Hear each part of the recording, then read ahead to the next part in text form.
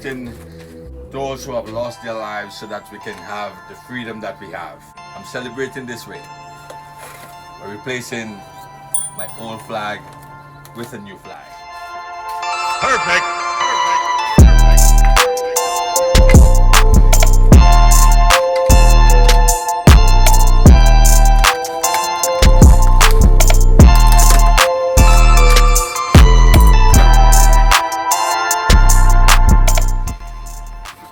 Respect for the flag.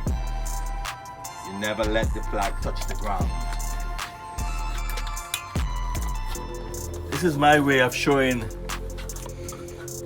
my respects. Sometimes we take freedom for granted, but freedom is very pricey.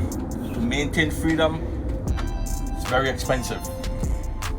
Don't take your freedom for granted. I'm out with my son, teaching him to drive. It is an exciting time for me, but it's also a terrifying time. This is a good time to listen to his dad.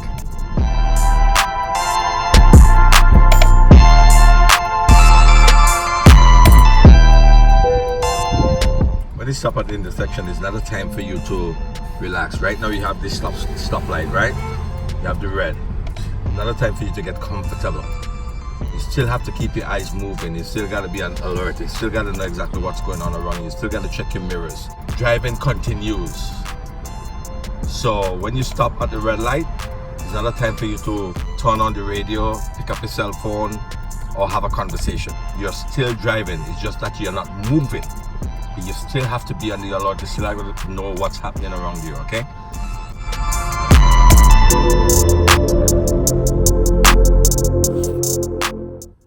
I want to comment on my previous blog. Many of you reminded me that I had my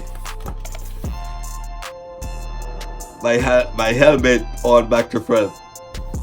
I realized that after I edited the video and things like that, that I placed my helmet on back to front. But come on, man. I'm human. I'm not perfect, you know. You know what I'm saying? It's funny though, you know, that you guys look for every little detail, man. You see behind me here? What does it look like? Yes, exactly what you're thinking. I'm in my garage. I'm using my garage for my little studio. You know, it's the best place for me to hang out a bit and do my videos, talk to you guys.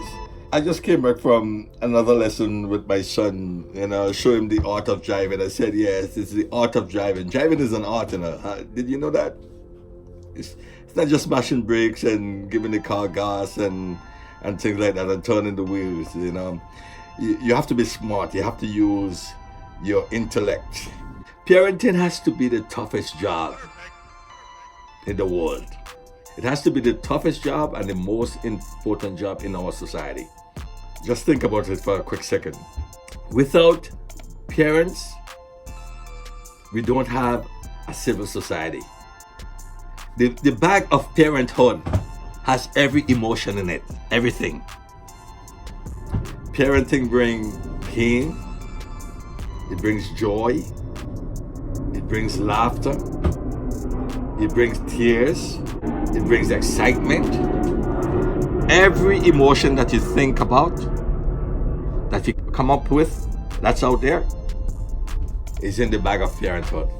I know because I'm a parent. The parent is responsible for the physical well-being of that child. Have to make sure that that child has the right nutrition, make sure that the child is being fed, make sure that there is food always for that child. The parent is responsible for the social well-being of the child. Make sure that the child grew up in a proper home, not under chaos. Best with both parents. You know, the parent has to be responsible for the emotional well-being of that child. The parent is also responsible for the intellectual well-being of that child. What I've learned from this is that You can't be a part-time parent. You can't be a parent who just go by and drop a pair of shoe off. Or I have a son or a daughter over on the other side and I'm gonna drop them some groceries. You know, parenting is a full-time job. It's the most important job. Being a parent is a blessing. And I would not trade parenthood or parenting for anything in the world. And it is tough. David, the door is closed. The door is closed. And don't call me Pops, man. The door is closed, right? Yeah. And you did not knock. My bad. Let me try this again. This is good. You see what I'm talking about? There are no limits to what you can accomplish, except the limits you place on your own thinking. Don't limit yourself. You'll be surprised to know what's inside of you and what you can do, man.